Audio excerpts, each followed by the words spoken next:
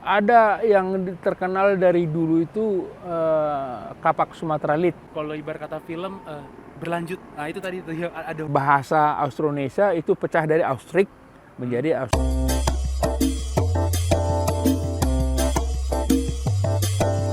Pak, Bapak ini kan aku tahu tuh paling senang yang berbau-berbau antropologi, arkeologi, dan ya sejarah-sejarah, peninggalan-peninggalan, segala macam yang kayak gitu-gitulah. Adakah yang misalkan ada nggak satu hal yang atau hal arkeologis gitu atau yang sekitarnya itu yang mungkin sangat jarang didengar orang, kayak jarang sekali di omongan orang, ada nggak yang Bapak pikirkan? eh, ada sih yang paling mendasar ya. Kenapa Bapak sampai suka kepada arkeologi? Memang itu udah lama, tapi karena Bapak suka sejarah. Bapak dulu pengennya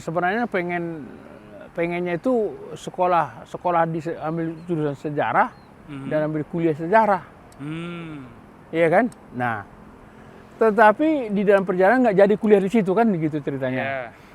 Nah, kemudian lama-lama banyak kejadian-kejadian yang Bapak anggap bahwa sejarah itu tidak punya keterbatasan. Ya. Contoh, Papua itu kan banyak orang di sana, ya kan? Tetapi adakah sejarah Papua? Iya. Ada, tapi sejarah Papua paling-paling setelah misionaris dari Jerman datang ke sana, baru ada cerita sejarah Papua. Betul. Tetapi kalau diteliti lebih jauh lagi, 60.000 tahun yang lalu mereka sudah ada di sana. Tetapi sejarah Papua tidak ada kan? Iya. Bukan berarti mereka tidak ada. Karena sejarah itu bicara soal dicatatnya cerita-cerita Itu kan karena ada prasasti, ada manuskrip, itu kan bahannya kan? Ya itu terkaitan sejarah sama literasi mungkin ya. Nah, iya gitu. Jadi itu keterbatasannya. Ketika kita berbicara asal usul, ya kan? Nggak bisa Maka sejarah tidak bisa menjawab. Iya. Karena catatannya belum ada. Belum ada kan gitu Iya. ya. Nah, itu. Jadi kembali lagi sampai kepada arkeologi dan juga ilmu lain, sampai akhirnya juga sampai paleontologi kan gitu ya. Paleontologi itu kan lebih berkembang belakangan lagi kan. Iya. Karena keterbatasan tidak ada bukti-bukti Peradaban. kan, karena banjir, karena alam, gempa bumi, letusan gunung kan gitu ya. Jadi hilang bahan-bahan. Nah, itu makanya mencoba merekonstruksi apa yang terjadi dengan kita gitu di Sumatera Utara itu kan. Jadi apa-apa cari-cari segala macam. Akhirnya satu kali ketemu dengan arkeologi lah ya. Tapi arkeologi di sana itu bagaimana kan gitu. Nah, bahwa di sana itu ada yang terkenal dari dulu itu kapak Sumatera Lit. Ini kapak Kapak potong itu ya. Kapak Sumatera Lit itu ditemukan dari, itu terkenal itu ditemukan dari bukit-bukit kerang. Material kapaknya ini apa materialnya? Dari batu. Oh batu, lit ya, batu sih. Ya, jadi batu yang sangat keras. Nah, jadi beberapa ahli arkeologi, pakar arkeologi mulai dari zaman Belanda sudah melakukan penggalian di Deli Serdang ini dekat Medan.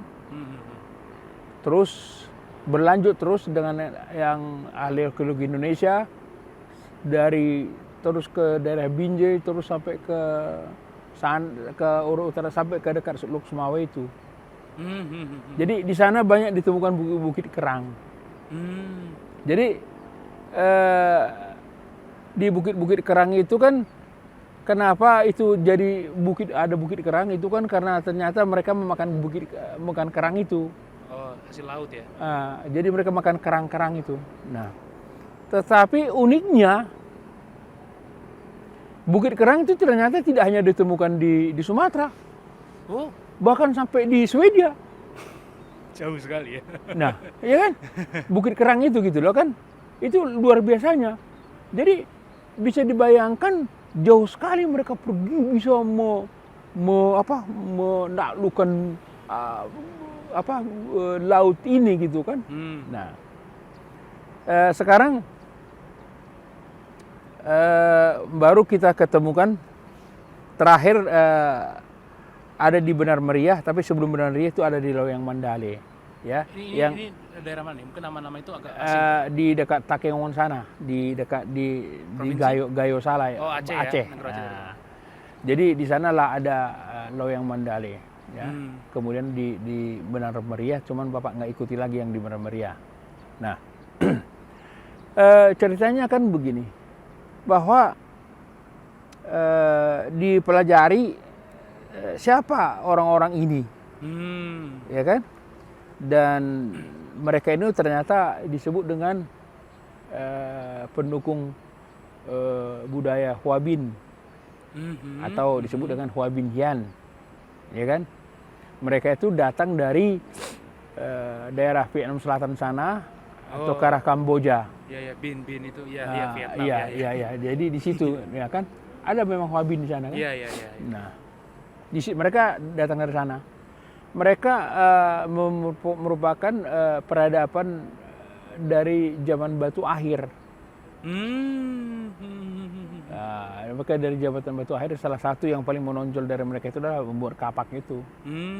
Nah,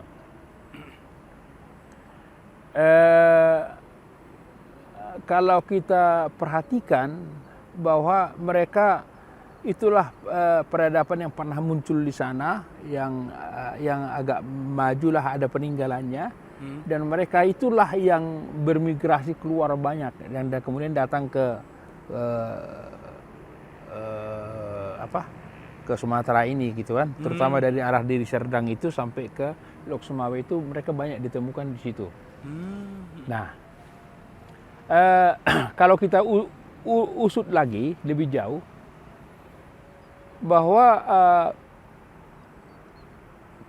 para pendukung budaya Hua-Bin ini, Hua-Bin Hian itu adalah, mereka itu adalah penutur bahasa Austroasiatik. Austroasiatik, oke. Nah, jadi Austroasiatik sebenarnya mereka berasal dari Yunan. China. Ya, Yunan tuh, China Selatan kan. Yeah. Jadi asal muasal nenek moyang manusia dari orang-orang dari timur ini itu kan dari Yunan. Asia Tenggara ini ya. Nah, Yunan dan dari Yunan itulah ras Mongoloid. Itu ras Mongoloid. Jadi kalau kita mundur sedikit, mereka itu datangnya dari Sundaland. Ketika Sundaland tenggelam, maka mereka sampai ke Yunan itu. Sebentar Pak, kita mundur sedikit. Kalau yang kira-kira yang bisa kita kategorikan Mongolo itu kira-kira orang-orang negara-negara mana aja nih? Biar mungkin kalau orang yang awam. Itu Mongolia, Manchuria, Cina, sampai ke Jepang, sampai ke Korea, Kamboja, Vietnam, Thailand. Oh, yang sipit-sipit itu ya. Iya, yang gitu-gitu. Tapi nggak semua sipit dong sebenarnya. Iya sih, ada yang belum juga sih. Nah, ini nanti ada perkembangan teori yang baru, cuman Bapak nggak terlalu ikuti memang. Jadi, ketika mereka masih di Yunan itu, mereka disebutkan mempunyai bahasa Austrik. Oke. Dan kemudian keturunan dari Yunan ini ada tiga ranting, tiga dahan gitu. Itu dua lagi itu yang putih. Yang pertama itu tidak. Ini Austronesia, ini jadi Austroasiatik. Ya kan? Jadi bahasa Austronesia itu pecah dari Austrik menjadi Austroasiatik dan Austronesia, kira-kira begitulah kan? Contoh-contohnya ini gimana nih kira-kira? Yang Austrik sama Austronesia sama Austrik Austroasiatik. Austroasiatik. Oke. Austroasiatik itu masuk ke dalam, Eh, ke benua Asia Asia, tapi agak ke dalam. hmm. Austronesia itu Mongolia itu ya. nah, kalau yang agak ke pinggir ini itu Austronesia. Oh iya ya. Mereka Kepulauan ini ya. kepulauan. Mereka yang sampai ke Madagaskar, sampai ke Sumatera, sampai Kalimantan, sampai ke Taiwan, sampai ke Easter Island itu kan. Nah, Polinesia itu. ya, Oh. bukan perlu, ya boleh lah itu. Oh, oke. Jadi di mereka inilah jadi mereka ini Hwabinhian ini adalah ras Mongoloid, tapi ras Mongoloid yang hitam. Oke, unik ya. Ya, keriting. Ya, Jadi ya. kalau di Malaysia itu suku asli, suku Semang. Nah, ini ras Mongoloid yang hitam. Tapi yang berikutnya ras Mongoloid yang putih-putih. Itu yang itu yang dari Taiwan ya. Nah, jadi itu perbedaannya. Nah, jadi Hwabinhian ini pendukung budaya Hwabin ini ras Mongoloid tapi yang hitam, dan mereka lah yang datang ke Sumatera tadi kan. Nah, kemudian beberapa di penghujung 2010 2000-an 2008 bilang gitu, Balai Arkeologi Medan atau Balai Arkeologi, kemudian ada Balai Arkeologi Sumatera Utara itu melakukan ekskavasi di sana. Itu di Loyang Mandale. Ada satu gua di sana, dan di situ ada mitologi di sana, dan kemudian itu dilakukan penggalian. Nah, Balai Arkeologi Medan itu mereka menggali di sana, dipimpin oleh Bapak Ketut Wiratnyana. Mereka melakukan penggalian, dan kemudian di sana ditemukan jenazah pendukung budaya Hwabin yang komplit. Yang komplit, jadi utuh. Dan agak kecil, pendek. Nah, jadi itu semacam penemuan yang spektakuler karena masih utuh, lengkap. Gitu kan? Iya, jarang-jarang ya. Nah, dan itu hasil tes karbonnya itu 7.400 tahun. Tapi ada juga di situ ditemukan tulang berulang yang lain, tulang berulang apa itu 8.430 tahun. Di gua itu juga itu. Nah, jadi itulah penelitian tentang Hwabin. Nah, jadi yang paling kental atau yang paling nyata muncul manusia adalah mereka inilah yang karena melalui ada peninggalan-peninggalan yang ada kan gitu ya. Karena adanya peninggalan-peninggalan, tetapi sementara yang lain yang datang yang sebelumnya itu tidak diketahui, tidak ada kepeninggalannya. Mungkin mereka hanya hidup di hutan-hutan begitu aja kan. Nah, kayak ras Australomelanosoid. Jadi yang kriwil rambutnya hitam itu yang kayak Papua itu. Jadi itu yang pertama. Tapi yang kedua itu yang hitam juga, tapi ras Mongoloid. Yang hitam itu ialah Hwabin. Jadi mereka berasal dari Vietnam Selatan dan Kamboja itu, dari situlah mereka, itulah yang datang ini. Nah, dan itu yang kalau itu penemuan yang spektakuler yang membuktikan bahwa mereka sudah jauh hari ada di Sumatera, ya kan, konkret gitu ya. Dan ras ini sudah banyak ada di Sumatera. Karena kan dari 7.400 tahun tadi itu kan. Nah, tapi di pulau-pulau lain juga ada, seperti Mentawai itu ada. Itu. Nah, di daerah kita di pantai sebelah barat Danau Toba itu ada itu penelitiannya Bernard Kevin Meloni dari University dari Inggris.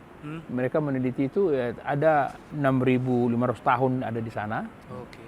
Dari Pia Simsin, ada juga beberapa tempat lagi yang lain. Jadi itu menurut penelitian paleontologi mereka 6.500 tahun gitu ya. Nah, jadi ini bukti bahwa menunjukkan kepada kita bahwa mereka ini sudah demikian meluas ada di Sumatera gitu loh. Jadi kalau mengatakan mereka menafikan mereka atau mengabaikan mereka seakan-akan mereka tidak ada, nggak pas juga gitu loh. Bahkan ada kemarin penulis buku mengatakan mereka ini sudah punah, ya kan? Padahal letusan gunung nggak ada gitu loh kan. Bagaimana bikin punah gitu kan? Padahal asimilasi aja. padahal terjadi percampuran atau asimilasi sehingga mereka ya bercampur kan gitu. Jadi bukan punah dalam artian punah kan kalau ada gempa katastrofik itulah. Tapi ya seperti itu lah. Itu yang membuat Bapak ikutin itu gitu loh. Karena tadi menduga bahwa mereka ini ada kaitannya, kita ini ada kaitannya dengan itu tadi pikirannya. Dan ketemulah tadi yang semuanya itu yang ada di daerah Humbang tadi, pantai itu yang bikin sangat menarik gitulah. Wah, jadi itu tadi apa ya? Kalau ibarat kata film berlanjut, nah itu tadi ada hubungannya dengan kita, itu nanti mungkin kita bisa obrolkan lagi. Ya, itu ada hubungan dengan kita dan juga kedekatan penelitian di Loyang Mandala ini juga dengan orang-orang Karo sangat dekat. Dari DNA mereka sangat dekat, penelitian ada dari Amerika pada waktu itu, dari DNA mereka sangat dekat mereka gitu. Jadi ini menarik untuk dibahas, entah lebih lanjut, entah bagaimana caranya, apakah dari sisi yang lain kita membahasnya. Tapi yang jelas bahwa penemuan Loyang Mandala ini, penggalian arkeologi, ekskavasi arkeologi yang dilakukan di sana itu merupakan temuan besar dan itu memang sudah dibukukan dan diseminarkan berkali-kali. Dan sekaligus membuktikan bahwa mereka lah nenek moyang paling tua yang ada di sana. Yang boleh dibilang konkret sebenarnya masih ada lagi yang sebenarnya, tapi dari peradaban yang lebih maju mereka lah yang lebih maju gitu loh.